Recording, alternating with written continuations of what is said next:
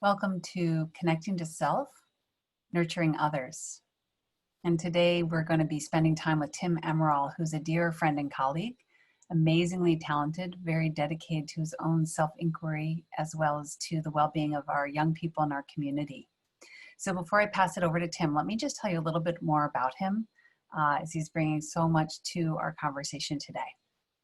So Tim Amaral is an award-winning teacher from Salinas, California, and he works with at-risk adults in a multi-level, multilingual high school equivalency program. His wonderful students bring with them a wide variety of diagnoses and disorders, as well as issues of addiction, complex trauma, and incarceration. Tim applies the IFS principles in his classroom to produce an extremely safe, welcoming space. Get this. The result of that is that it results in a graduation rate 4 to 5 times higher than the average. Since 1992, his students have gone from being called challenged, traumatized, or resistant to being called college graduates who are biophysicists, biochemists, artists, teachers, and very important to Tim, very good parents whose own children go on to college. So in addition to his extensive experience in the classroom, Tim has also spent 32 years as a martial arts instructor and 9 years as communication director for the Breakthrough Men's Community, a men's group dedicated to healing, recovery, and support. So, like I said, Tim's bringing a lot to the table for today's conversation. So please join me in warmly welcoming Tim. Thank you, Tim. Thank you, Joanna. It's a real pleasure to be here with everybody. Thank you all for joining us here today and taking a chance on what it is that I have to say. I very much appreciate it. We're here to talk about who's taking care of us as teachers during a strange new time, while at the same time building connection with our students.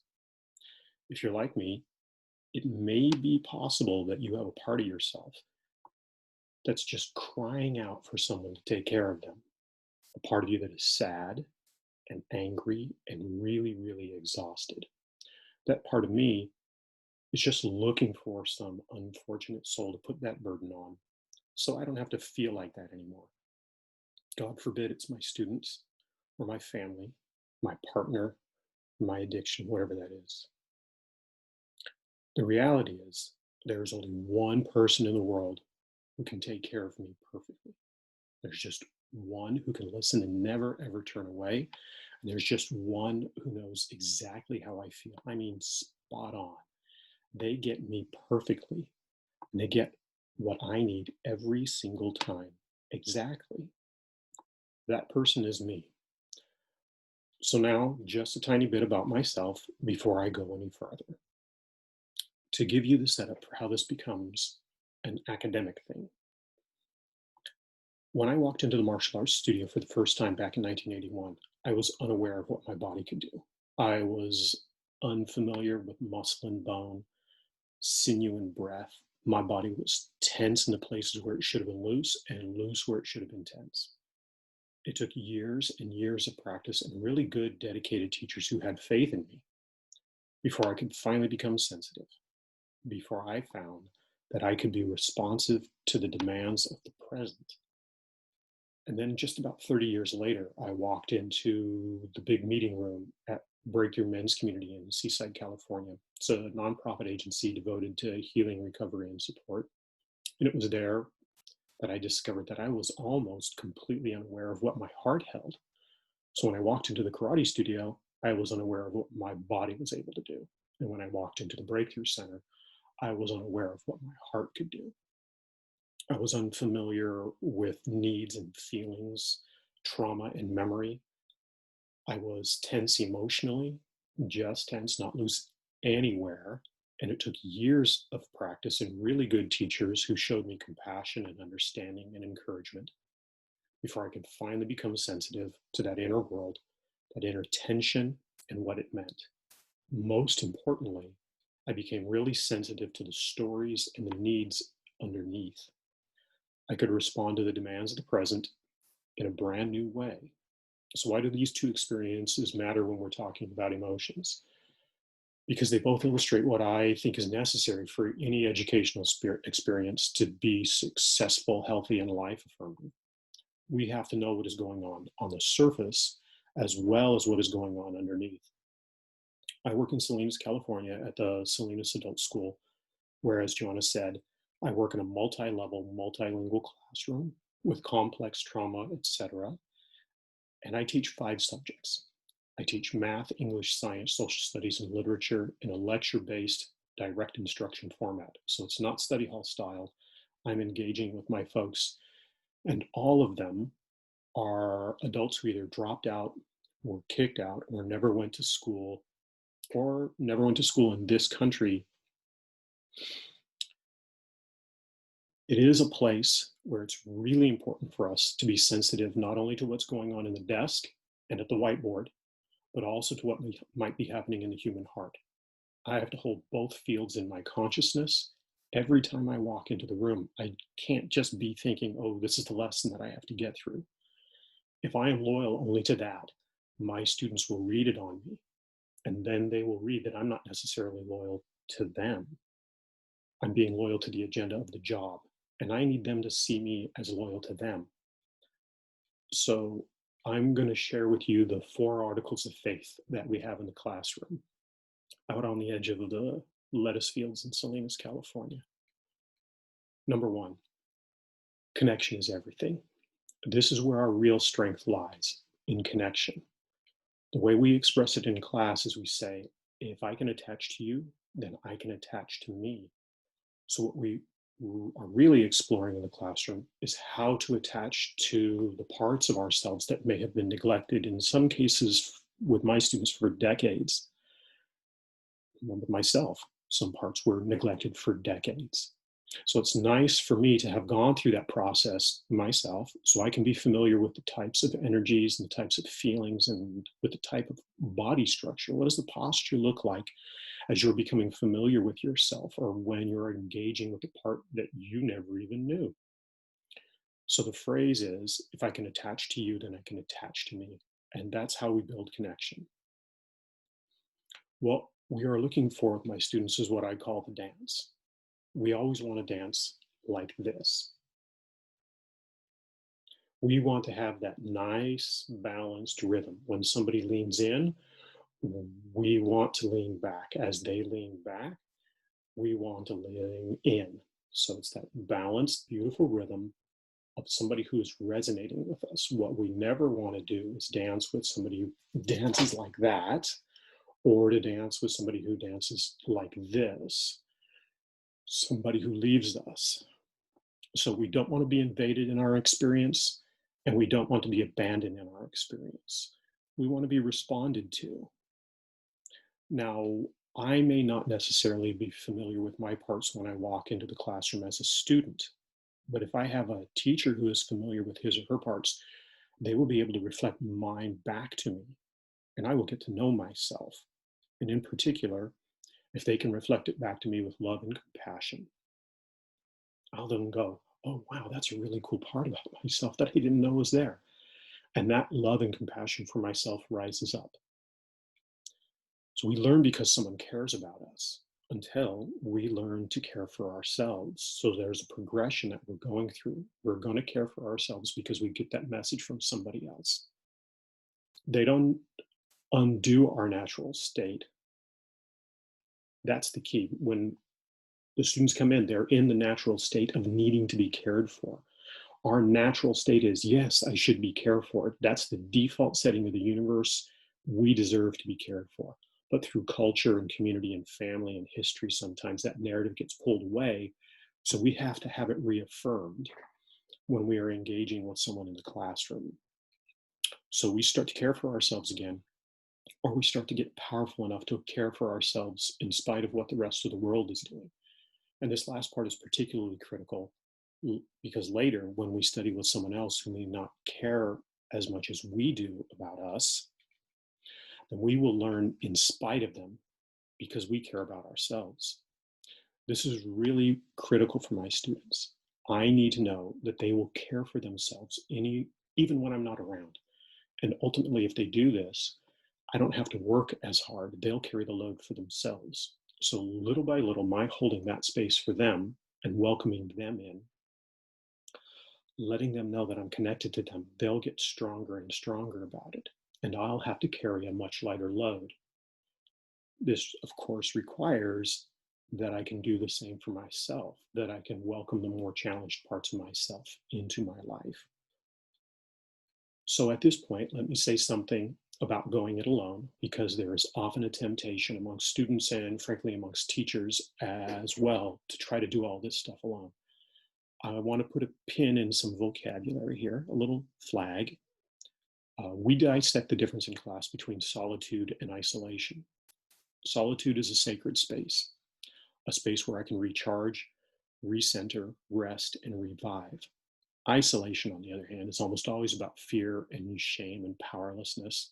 So it's my job as the teacher, and I really want to set this up in the classroom too, so that we have a cultural atmosphere around this, where we are custodians of each other's solitude, where I am a custodian of my own solitude.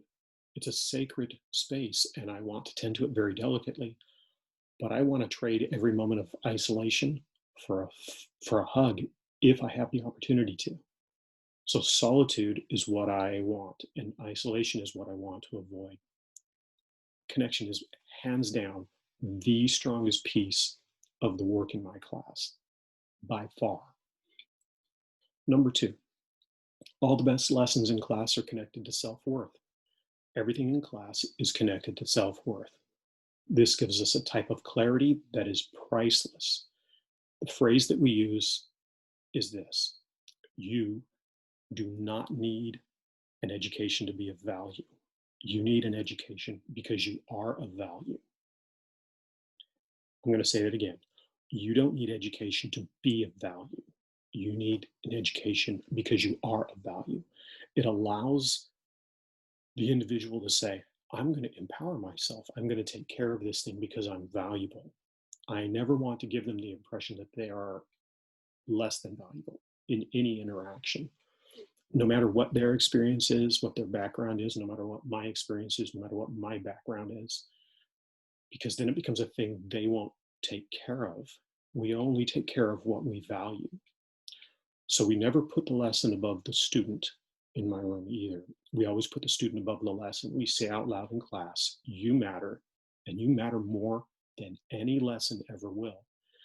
And when we discover that we matter, we always rise up for the person to whom we matter. So if we associate love with education, then education will always be a fabulous experience to me, either as a teacher or as a student. Number three, genius is made, it's not born. In the martial arts, we always call this form before speed. It's all about the work. This is where hope lies. It gives us hope because it allows me to say, if someone would go slowly enough, if someone would break things down enough, be detailed enough, be patient enough, and support me enough, I could learn anything. Can you imagine what it feels like to know that with effort, you can affect change within you as well as in your external world? That's powerful. And to have the faith that if you need some help, someone will be there. This is where hope comes from. I can do what I can do. And if I can't do it, then I can ask somebody and they can help me through this process. And together we can tackle this thing. That's really hopeful. And we need hope because we are eating an elephant. We cannot do this in one sitting. We can't, and we never should do it alone. It's going to take a lot of time to get to the point where we have developed these skills. Let's take the eating an elephant metaphor just a little bit further. You know the old saying, how do you eat an elephant? You eat it one bite at a time. There is a real temptation to get overwhelmed by the kind of material that we're talking about today, and just IFS stuff in general, or dealing with the grief and sadness that we might carry around inside of ourselves. Those are big topics. We'll look around and kind of get ourselves into a little bit of a panic state when we think, oh my gosh, I'm angry about this, I'm sad about this, I'm exhausted about that. And there's a belief that says, I've got to solve every single one of those things right now, but we don't need to solve them now. We solve the one that's in front of us. We eat that bite, and then we go on to the next. And it's terribly important that we do that in good company, because there are some bites that we just can't eat and we need help with it. So, number 4, in my class, we celebrate the error. This allows us to feel welcome. The error is where growth occurs. It's where I have to open up and let life in. This even pertains to behavior. You might be wondering about discipline, considering the population that I work with. We almost never need classic discipline in the room. It's unbelievably rare that I need classic discipline in this very, very complicated class that I'm working with. And this is a population that is cinematic. They are absolutely cinematic, and they're fabulous. So in our class, discipline and disciple have the same root. We need very little discipline in the classroom because we are disciples of our own self-worth, because we are connected, because we matter, because we have hope. We don't need to act out, to dramatize, or to chase some hidden needs sideways. We can speak about them directly, manage them, let them be, and ask for help on things we can't do on our own. In fact, we have this as a regular conversation in the class where I tell everybody, have you ever noticed that you cannot tickle yourself? No matter how hard you try, you cannot tickle yourself. That in and of itself tells you that we're built for other people to be present in our world, because getting tickled is a fabulous thing. It's wonderful as long as it's done in a nice way. It's really great. It makes us laugh. What a good thing in life. So we're built biologically at the most fundamental level to connect to other people. Like I said before, there will be temptation to isolate and go it alone because of shame and fears about failure or ignorance, performance anxiety, etc. You know, for a lot of us who are doing the homeschool thing right now, we feel like, oh my God, I'm in over my head handling my kids in this circumstance. I never signed up for this part. I signed up for being the provider and care provider. But the whole thing about doing fractions, isn't that the other F word? So with that in mind, that sense of overwhelm is normal. In a way, it's to be expected. But we don't want to isolate and go it alone. If you're a teacher who's doing distance learning for the very first time and you feel overwhelmed at crossing that distance between you and your students because it's so artificial, this format is, the thing that you don't want to do is stay in that place. It's a painful place to be. Shame and fear are normal, but they are hallways. They're not rooms. So we don't get to stay in them. We don't get to reside in them. I want to pass through the hallway of my shame. I want to pass through my fear so I can get to the places where things are good.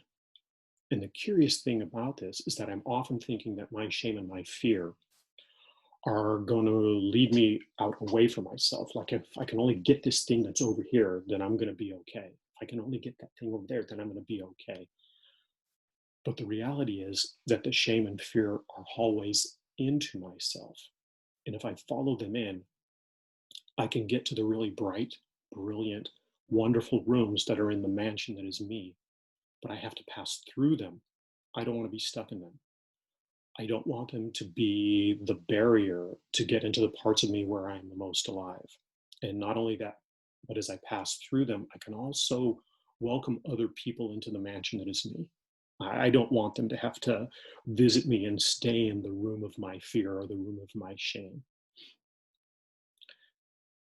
I also don't want my students to be staying in those places. I want them to be able to pass through them without judgment. Those experiences are really normal. Those feelings are really normal. We don't want to like shame ourselves for feeling shamed, and we don't want to shame ourselves because we're afraid or get afraid because we're afraid. That's all too much.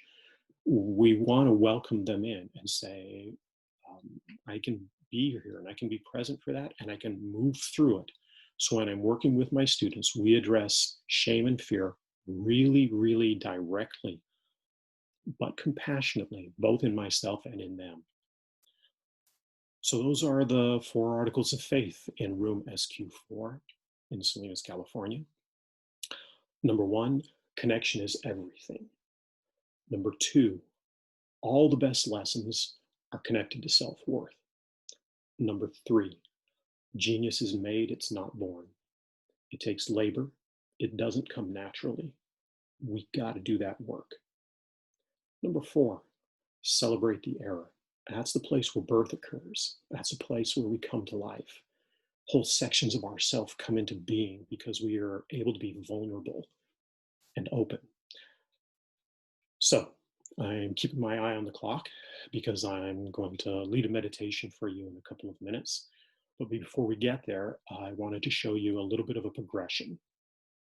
And I know that some of you are working with different ages that I'm working with, but I know that you will have uh, a similar but relative scenario in your classroom. So I'm going to lead you through 7 scenarios that are about 1 to 2 sentences each. And you might bump into these things when you're presenting online or in a brick and mortar situation. So I want you to imagine the student coming into the classroom. Scenario number 1. Hi. Oh, wait a minute. Oh, that's my phone. I hate when I do that. Now, did I bring my pencil? That's scenario 1. Scenario 2. Hi. Did you see the news yesterday? It's crazy out there. I saw this thing about New York. Scenario 3. I'm having a bad day. I have so much to do, and this COVID thing is very stressful. Good thing I have my chocolate. Good thing I have my potato chips. You can insert any soothing device that you like here. Scenario 4. Hi, I'm angry. There was someone who wasn't wearing a mask at the store and he had the sniffles. Scenario 5. Can I take a minute to tell you how I feel? I'm feeling angry and a little sad too. So that's the end of scenario 5. Did you notice the difference between 4 and 5? It went from I am angry to I feel angry. With I am angry, that's when I'm blended with it. I'm fully immersed in the experience. Whereas when I can use the language, I feel angry, I've taken a little bit of a step back and the charge has diminished because of that. So number 6, scenario 6. Hi, can I take a minute to tell you how I feel? There are some parts of me that are coming up that feel angry, and I have some parts that feel sad and powerless and so unbelievably tired. And they're all in here. And it's clear to me that some are about right now in the present and all the stuff that's going on around us. And it's also clear that some are going to be about my past and they feel like flashbacks. Scenario 7. Hi, I'm so glad to be with you here. I'm so glad to be here for you. And this is work, but I feel like I got this. And you got this. And together we got this.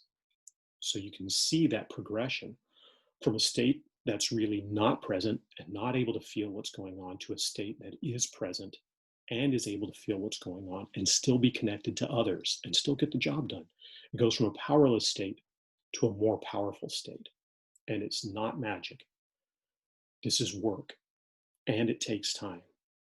We'll eventually get there. So, a couple of things before we wrap up and get into the meditation. Number 1, we want to look for sideways behavior. Anything that is mood altering, any type of distraction, I'm going to qualify that. We want to be looking for this in ourselves. We don't necessarily want to be looking for this in our student. It's going to be present in our students no matter what, but that's not what we're concerned about. We're concerned about the adult in the experience. So we want to be looking for sideways behaviors, mood altering, distraction, self-sabotage, grandiosity. Grandiosity is one of the big ones. I'm not going to need this stuff. I'm fine with what I'm doing. Or going numb. Numbness is a feeling in my world and it becomes a path to something else. I don't shame myself or anyone else about using these, and I don't try to force anyone to stop. I ask them, what is it that you need? What do you really need?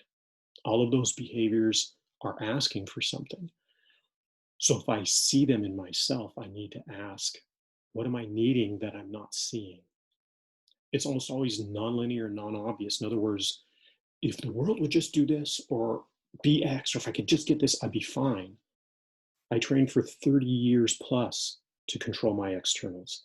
I could do things with my body that were astounding to me, and they were astounding to anybody else. Yet secretly, at some level, the fear never, ever left my body. If you would have asked me, Tim, why do you rotate your wrist at this angle when you parry a blow? I would have answered, because it allows me to activate these muscles, generate these forces, impact the bone, change the trajectory, and control the outcome. I never would have said, because underneath, I'm really afraid of being hurt. I never would have said that. So to discover that about oneself means that I can change that neural cascade that goes on inside my body almost involuntarily. I want you to be aware that when you walk into this scenario, you are the big person. Even if you are working with adults, you are the authority figure. You are the protector and the care provider. And if the students let you down, what happens to them? If you get angry at them, what happens to them? It is important to reassure them that they can't let you down. You won't leave their side. So it's not what the thing is, but what it represents. It's not the movement or the math lesson. It's what the movement or the math lesson represents. These stories we carry have great weight. Can we put them down? Because this leads me to a short meditation, the practice where we get to put these stories down. We're going to scan our bodies. So if you would join me for just a few minutes, you can relax your eyes, have them at half mast, or close them if you like. We're going to do a body scan, and you can be in any position, any body position that you like. You'll be able to do this. I want you to sweep through your body and look for those places where there might be a twinge of pain. It would be almost, if you could hear it, it would sound almost like a dentist drill, or it could be a dull ache. It could even be numbness. You have a whole collection of muscles that are attaching to this tightness. It could be in your throat. It could be in your sinuses. It could be in the top of your head. It could be in the base of the skull. It could be down just below the belly button and 2 inches in. It could be the tailbone. It could be the backs of your legs or the bottoms of your feet, or even the fingers or the palms of your hands. It'll be a place where you're going to feel your muscles contract, and they're going to be tightening down. Beneath those things, there will be a story, I promise you. There will be a story. Today, we're not going to the story. We're not going to go there. The story won't be linear anyway. It can be ambiguous, diffuse, and spread out through 15 or 20 years. It can be a singular moment or an abiding grief. It can be a place within you, within me, where I just really want to fall down. I just want to fall down. But all my muscles are tense and they're holding me in place. They're keeping me up and keeping me engaged for whatever reason. There are 2 things I want you to do right now. When you find that place within your body, I want you to forgive it. Just forgive it for whatever it's holding on to. Just forgive it. Temporarily, if that's all you can do. Forever, if you can. Just let it go offline. And all the muscles around it, you'll feel them re-engage as you shift that energy. You'll feel them tighten up. You can tell them to relax too. You can let them know that they can go offline for just a moment. And underneath, I just want you to sit with these 5 ideas. Does that part need attention? Does it need to be seen and heard and listened to? Does that part need affection? Does it need to be touched so that it knows that in the flesh it is whole and healthy and safe and sacred?